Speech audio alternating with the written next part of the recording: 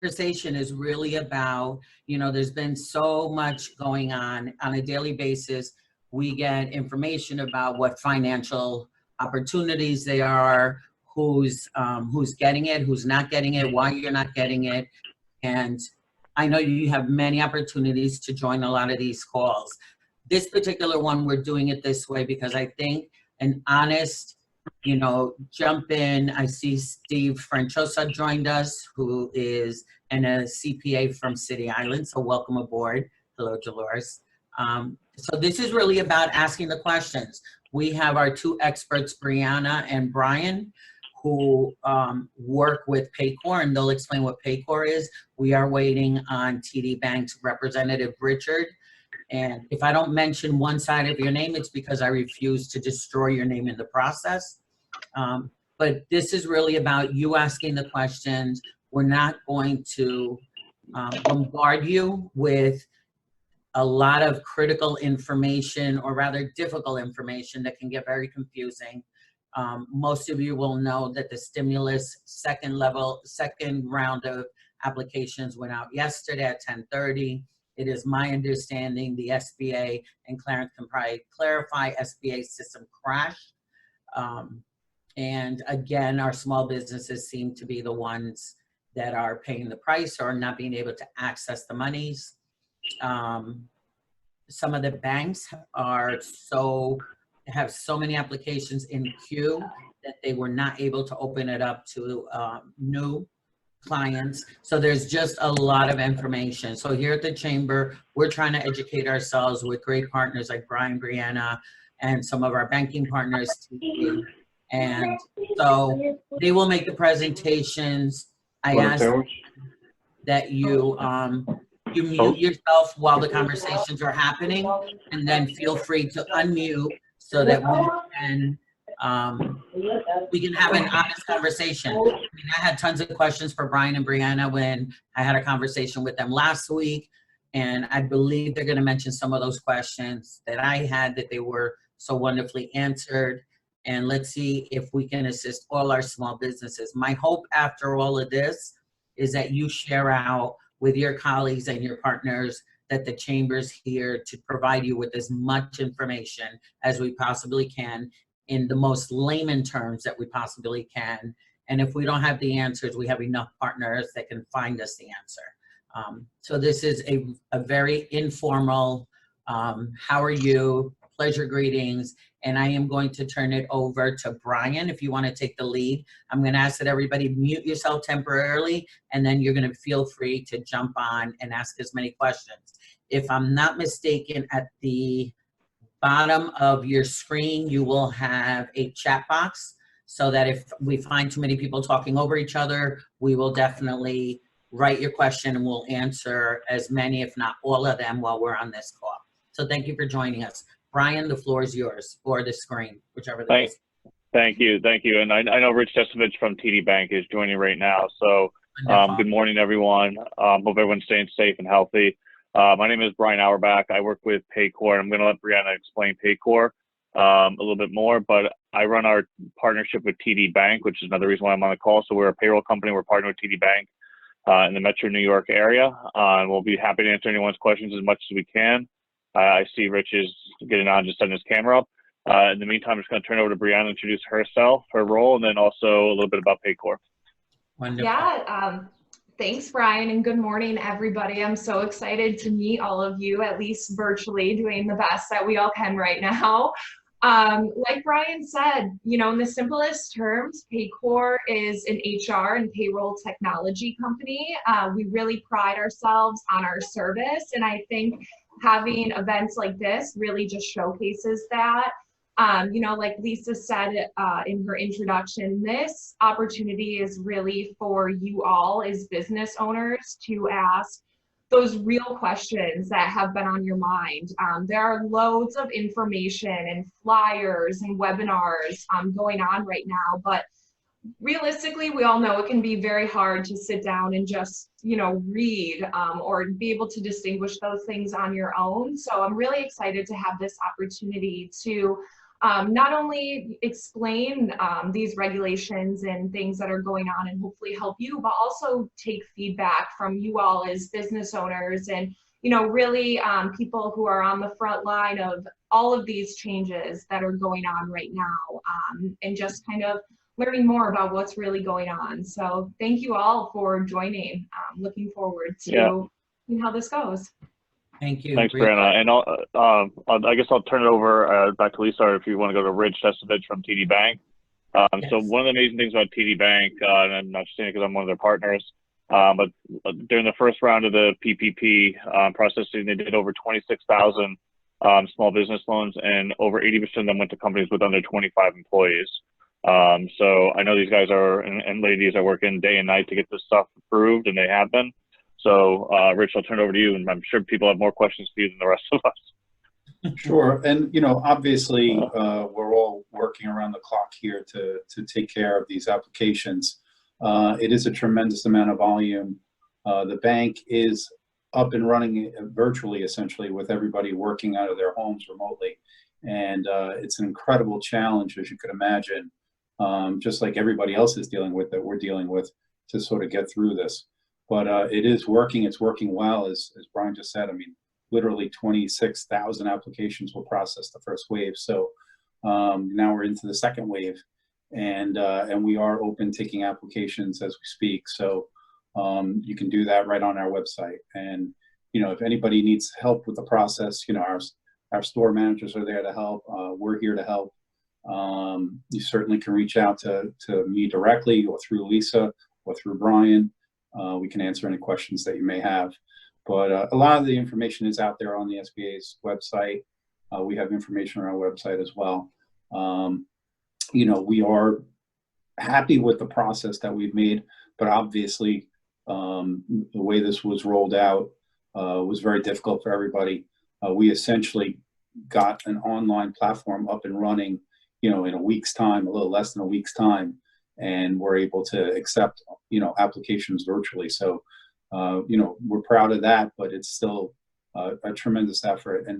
And you know, we keep tweaking it, making it better and better as each day goes by. So working out some of the kinks, but you know, I'm actively involved myself. So again, I am here. I'm available to answer questions if someone has a specific question.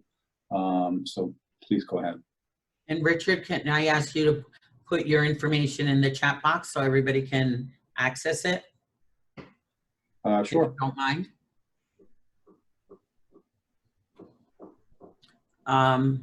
Okay, so I will let Brian jump in. I'm going to have a lot of questions and kind of put TD on the spot a little bit. They're great partners to us. They're wonderful partners, which is why I can feel that they have a lot of the answers.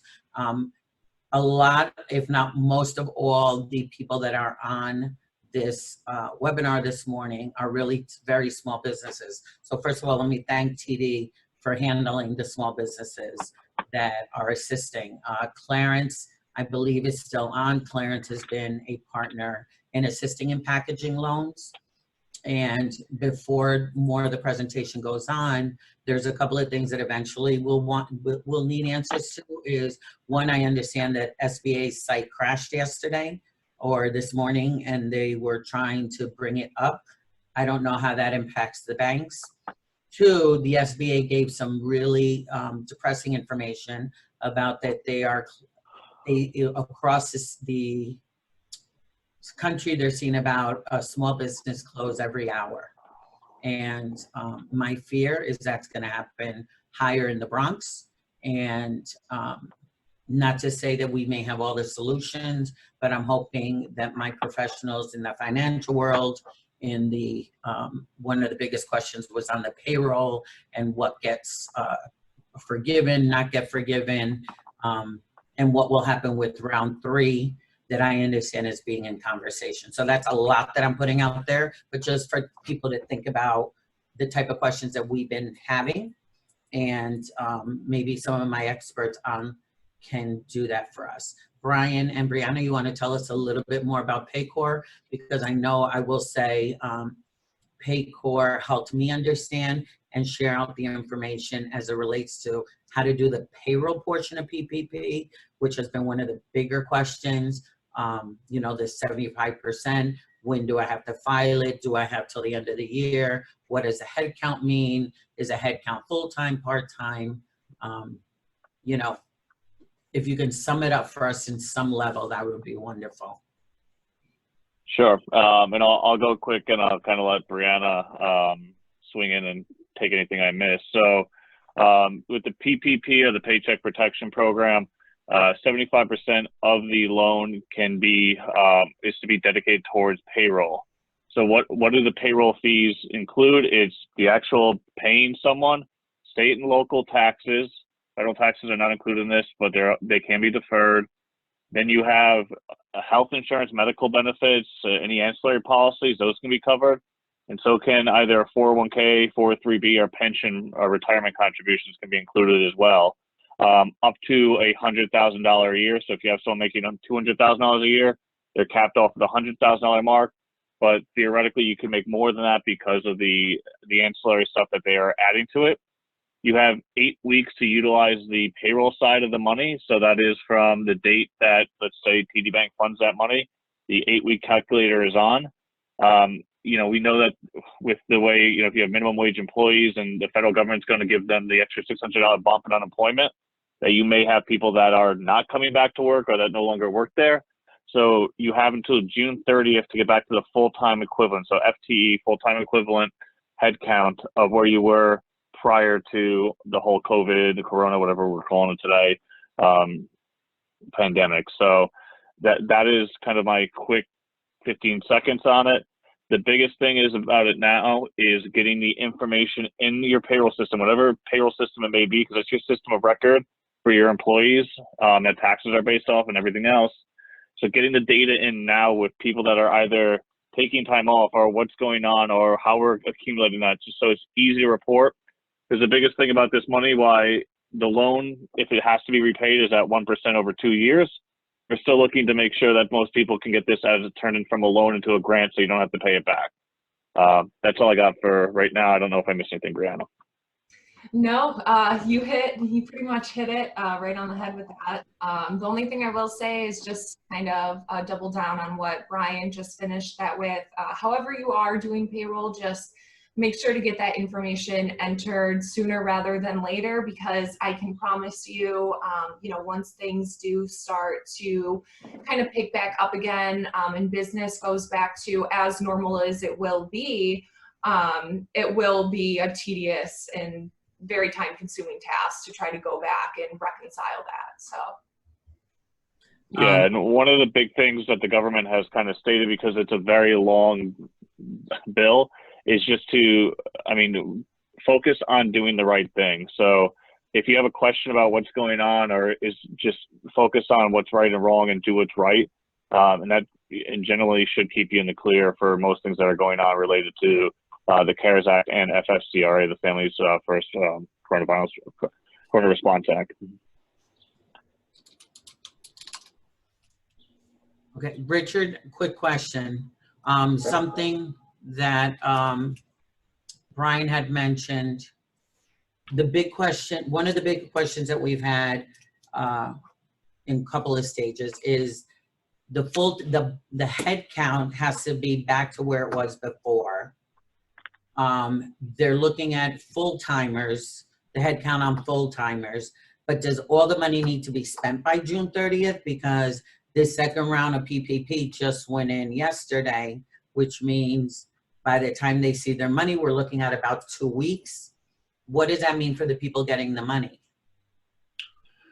So what I've been telling folks, and obviously some of the rules and things that we're going to measure for forgiveness has not been spelled out very clearly, because we're so engaged in the process of putting, you know, the loans together now and getting the funds out to folks. I think that point will come, you know, several weeks from now. But to be clear, from what I understand, is there is some wiggle room in that number, meaning it could be 25% less than what the full payroll was. and could still possibly be forgiven.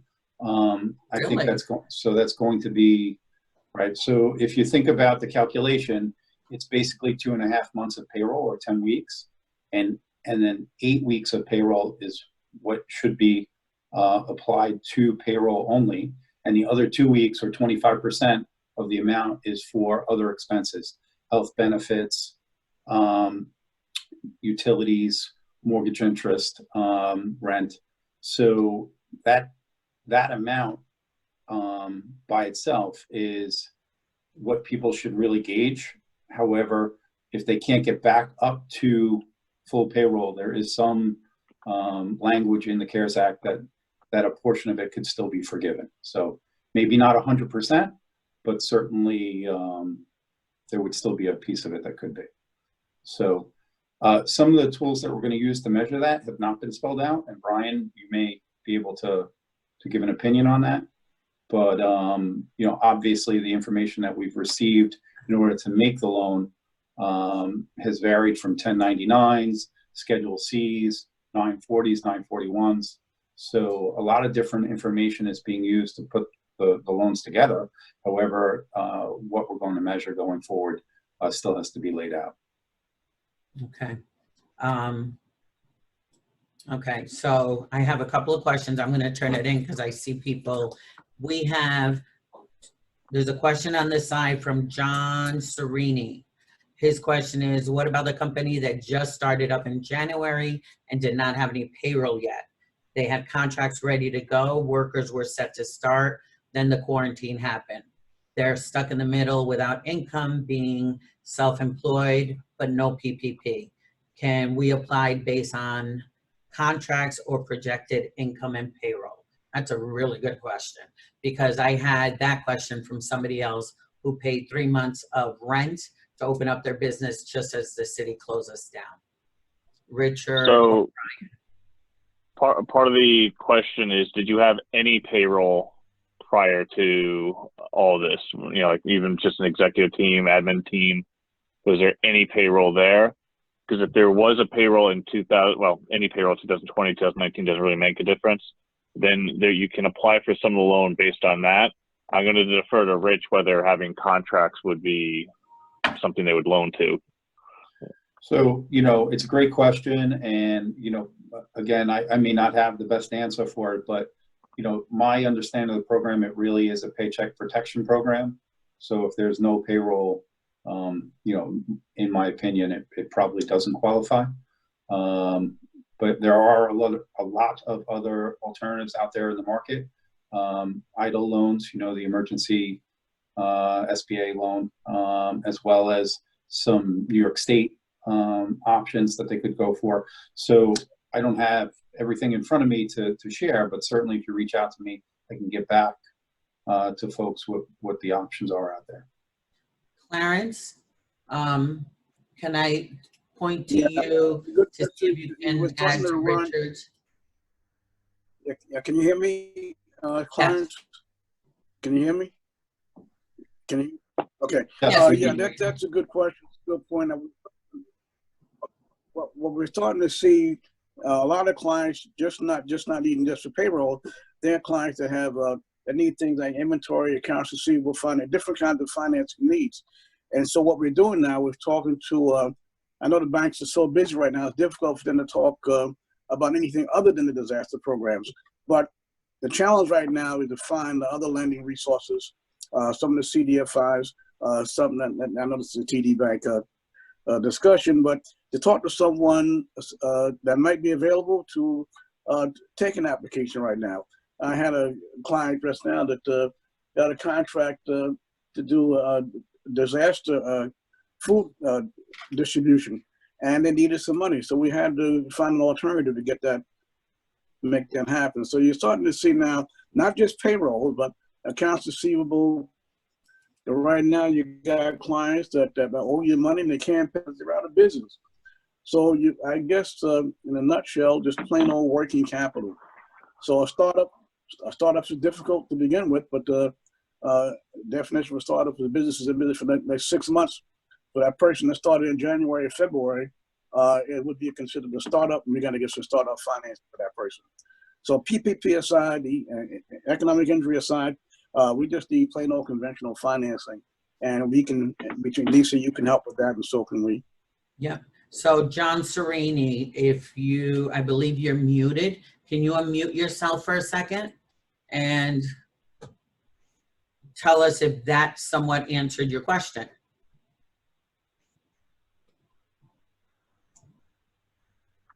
John, you're unmuted.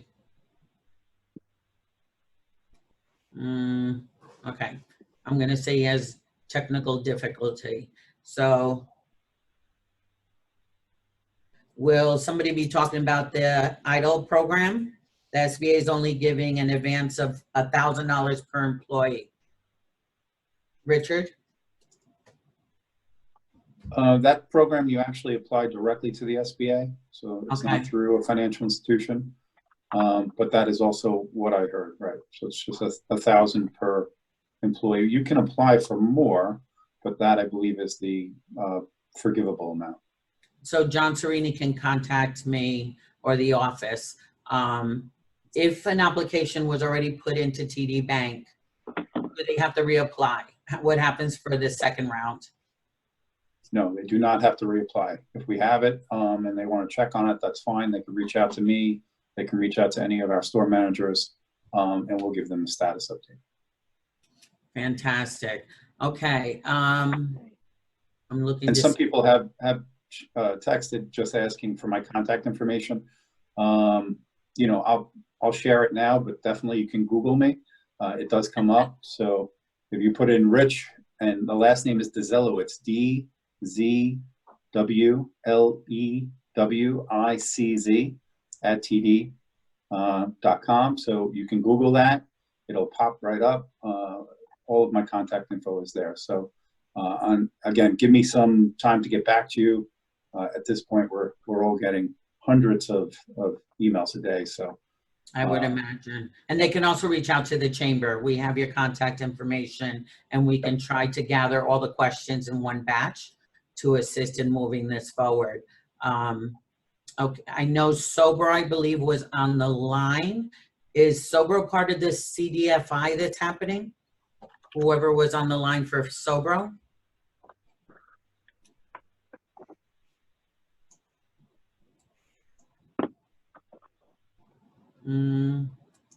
Okay, we're having some sort of technical, gotta love our technology. Okay, now I'm gonna. Hi, Lisa. Hi. Evangeline from Sobro. So we have a department. I'm good. It's Sharon Higgins and Christoph Gorgio is managing that program. They are the one who's responsible for helping businesses with financial loan, including the PPP and the SBA, other SBA and the city. Okay, thank you, Evangeline. Question to Richard one more time, Richard. TD Bank has been an amazing partner throughout this whole process, very informative. What happens if smaller companies do not have accounts with TD? So if they have no accounts with us, personal or business, we really are not able to process that application today. That may change at some point. But as of today, they have to have an account before April 6th, I believe.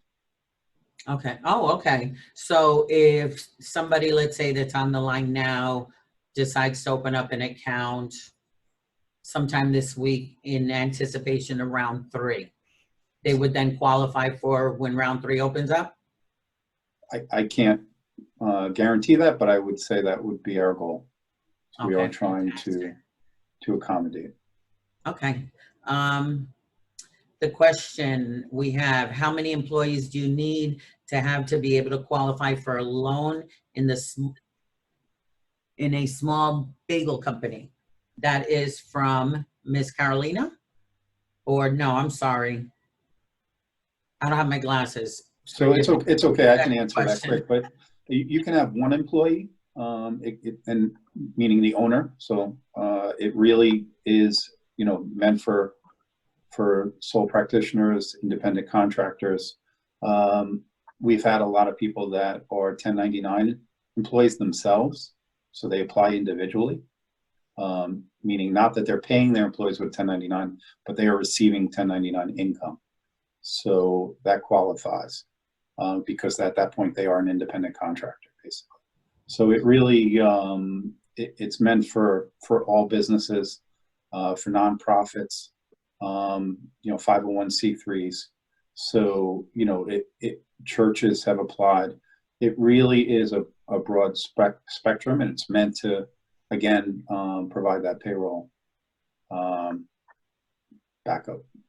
Fantastic. Yeah, and then just one thing to add to that, for those independent contractors, small business owners, is to take a look, and I'm not an unemployment insurance expert, but looking at the unemployment, it may be more beneficial for you to take unemployment than to try to apply for the PPP loan. That's something to talk to your accountant about, or take a look at whatever your financials are. Now, I had one question from a realtor who said that they draw down on monies, and would they qualify for either PPP or the coverage of their employees, of themselves, and or the unemployment? Good question. So I was going to just recommend, if they have Schedule C income on their tax return from 2019, they could provide us with a Schedule C. A Schedule C? And we would use that in order to process the application. Okay, perfect. Okay, now I am going to open up, thank you for putting the information of your contact on. I want to open this up to my participants because we promised, oh, and Rhonda is on. Hi, Rhonda. She's one of our board members and a very active participant in the chamber. I want to really open this up to my businesses. I had one business that said they are renting out of a location. He applied for PPP and was denied. What's the second option?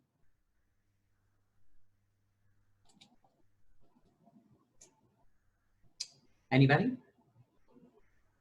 They can look at the CDFI, so like a Sobra and Axion, they can look at those for secondary. I don't know why they were rejected, so can't really get into that. There's no reason he should have been a director. Okay, so look at what one more time, Brian? You can look at one of the community development funds. So I believe Evangeline was was part of her organization. There was also some other ones out there that work with TD and some other organizations. They may have bridge loans. It just depends why it got rejected, one, and then also if there's other things like the stimulus package and unemployment insurance are out there for a reason as well. So those may be other areas to kind of start looking at, or there are credit-based loans like the EIDL loan, et cetera. This is Clarence. I would say that this give us have a conversation to find out what the reasons were for the declination, and then look for alternative lenders. And it also depends on how much you're looking for. Things like how long in business, how's their credit, different combination of things. By the way, BOEDC has a loan program as well, $25,000 to $100,000. And if there was some interest in that, I can talk to you about that as well. Thank you. John Serini, if you have an independent contractor who does not have a business account, will the PPP be deposited into personal checking? Richard. If their 1099 income is to them individually, yes. Okay, cool. Okay, I want to hear from this is an interactive. Hopefully you had enough coffee. So I would like to hear from some of my participants. Unmute yourself, just say who you are. And while some people are doing that, Mr. Sullivan, is he still on? Mike, did you get your PPP and has it helped you? Because out of all this tragedy, I'd love to hear success stories. And hopefully he has one. And if not, I'm sorry, I'm putting you on the spot. Go ahead, Mike. Yeah, Lisa. Yeah, I was on it from the beginning. So I have Citibank. As soon as they started accepting applications, I placed mine, and I did get it on the first round. So fantastic. I was being proactive and ready to go, and soon I knew what I had to put in, and it worked out for me. But That's only going to, as we all know, nobody expected this to keep going on as long as this. So we'll see what happens. I mean, I think a place like mine may not be able to open until June, and then Right. maybe only 50% until the fall. So I'm not sure where I'm going to go from here. Yeah, and that's the reality of the situation. I'm not the only one. So I would imagine so. I see that John Benizio joined us. John, we were just asking about success stories and or companies that received a PPP. And I believe you are with TD Bank, so you are a perfect person to add in, and please introduce your company. Okay, John Benizio, Metro Optics Eyewear. You Good morning. received the PPP? I did. I received PPP. I had a lot of assistance from Sandra Alvarado, who's my loan officer at TD, and Sigfredo Rivera, who is the branch manager that handles my accounts. They were both very accommodating. I did my homework, though. I have to say that I knew more about what was going on than a lot of people did, because, you know, the health and the future of my company, you know, was reliant upon my knowing exactly what the PPP program was all about. I also applied for the EIDL program before PPP came out through the SBA. That was pretty much a disaster. The SBA website kept crashing. I actually had my application all done, but I abandoned it when PPP came out because I just didn't think that EIDL was appropriate for my company. PPP was. So the day that TD opened the portal so that I could put the information in, I went in, I started doing it. I got all the way to the last page and the system crashed before I could hit the submit button. So I had to go back in and do it all over again. So it took me, what should have taken an hour, it took me close to 3. But once it was done, I got my little thing there telling me that congratulations. Trying to make sure Put that. thing in. And then I had played the waiting game for over a week. Okay, thank you, John. There are some questions on the side. What if you do a job elsewhere, but you were in transition and starting a business? Would you qualify for any of the benefits? And that question I'll leave to my experts, Rich, Brian, Brianna. So if there's no payroll, then there's nothing, I mean, if there's no schedules or anything like that, it's kind of, the bank really doesn't have anything that they can go off of from that point. So I don't know if I'm speaking out of turn, Rich, there. That would be the accurate assessment. I don't see what information there would qualify, unfortunately. Okay, does credit matter? Your credit scores, your credit for a business? Not your credit score, but if you had a loan from the SBA at some point in the past and you were delinquent on that loan, it could affect whether you're approved or not. Okay, one question, I guess, is to John Benizio. How early did you apply? The day that TD opened up. So the Friday, I don't remember what date it was, when the SBA or the Treasury said that they could start taking applications. I think the only bank that was actually doing it was Bank of America. That was on Friday. On Monday morning, TD opened its portal, and at about 9:15 a.m., and I was sitting in front of my computer, so I started at 9:15 a.m., putting it in. I told you that it crashed, and then by 12 o'clock, I was done. I had my office door closed, and that was my life. So it was on day one. I put in on day one. So, Rich, I'm going to assume that the biggest concern for a lot of these businesses is how do you even prepare for something like this? You know, at the end of the day, no one was prepared for what we're experiencing. And I think that what came into question is, oh my God, what do I do with all this paperwork? Brian and Brianna did a great job educating me as far as the type of information, if you have a payroll company, which Brian can attest to. But we get questions all the time. What do I need to do? What have I not done? What am I doing wrong? Yeah, it's, it definitely was something that was hard to prepare for.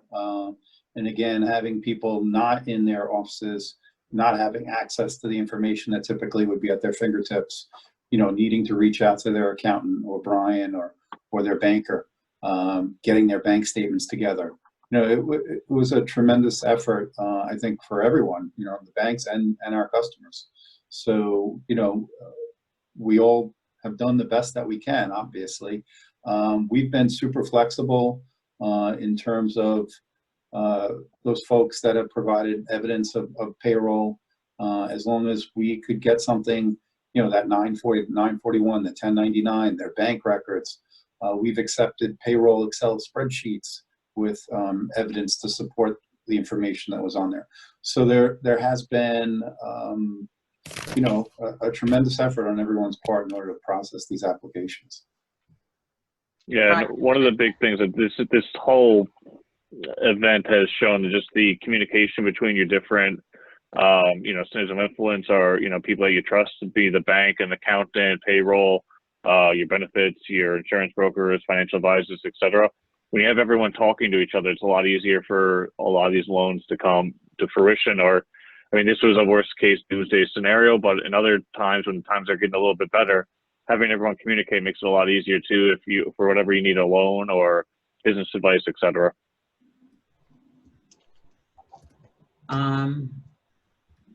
What should businesses do different? There's always a learning curve. When 9/11 happened, you always had to have a go bag ready. With everything that happens, you learn a lesson. What's the lesson here for businesses that should start changing the way they do business and their record keeping? And that goes to anybody who can answer that question. I think Brian just really nailed it. It's really having that direct line of communication to the people that are there to help, and that's your banker, your accountant, your attorney, and just keep those lines of communication open. So when there are times of need, you have those direct resources that you can reach out to. Yes, John?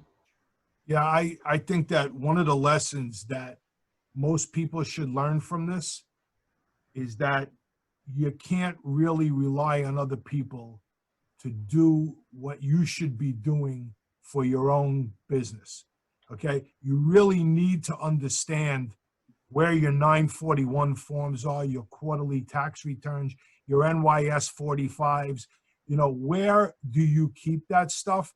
And, just saying that, well, ADP handles my payroll doesn't mean that when ADP sends you the packet every week with the paychecks, that you don't go looking through it and understand what all of the paper in those big binders is all about, okay? It's your business, not ADP's business, okay? And ADP may be doing a service for you, okay, but you really need to know what they're doing for you. And, that if I didn't have the ability to be able to go in and pull all this stuff out, I never would have got my forms in. Company's too big for that, even though it's a small business. Brian, Paycor does similar, if not better, than ADP. Putting in a plug for you guys. What do you do different?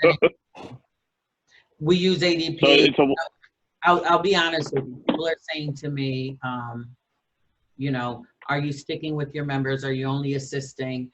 I think the fact that we're in a crisis, that it's a time of to some degree, putting our competitors aside and an opportunity to learn from each other, right? So, Brian, what do you do differently, or your suggestions? Yeah, so during a time like this, all the payroll companies have come together, and there's been a lot of collaboration and best practices of what to get done, because at the end of this, we're all in it together. But what Paycor does differently, it's the technology is super easy, where you know, if someone like John had to just find out where his form is, where he could find it. But to back it up, I don't want him to spend hours and hours and hours trying to do all this. Just call us and we'll help you. It's a customer service model. A lot of people, I'm sure, have iPhones here. If you remember back when the Apple stores originally came out, they really weren't designed to sell product. It was really just to teach people what great things they could do off this little thing on their hand. So it's really very similar to our model. Is we want to teach you how to use it. Then we want to be there for you because we don't want you to bother. I mean, John, I'll kind of turn this question back to you is, you know, probably maybe once or twice a year you actually ever really look for those reports, and then we have to go find them. You probably don't remember because you only do it once or twice a year. So why don't you just call someone that does it constantly and that's here for you? Well, I actually do my own payroll, so so no, I'm on top. Shame on you. Shame on you. On top of it, weekly and quarterly. But for most folks, then it's just something they don't do because you are paying a service, so you know pay what that service is being paid for. That's why let us earn our money that you're paying us for. Very true. Now, I'd love to hear from some of my members that are on the Crazy PC. Let's hear from you. Are you a big store, little store, retail, home? Talk to me a little bit about your business. Nothing like putting you on the spot. If you can unmute yourself.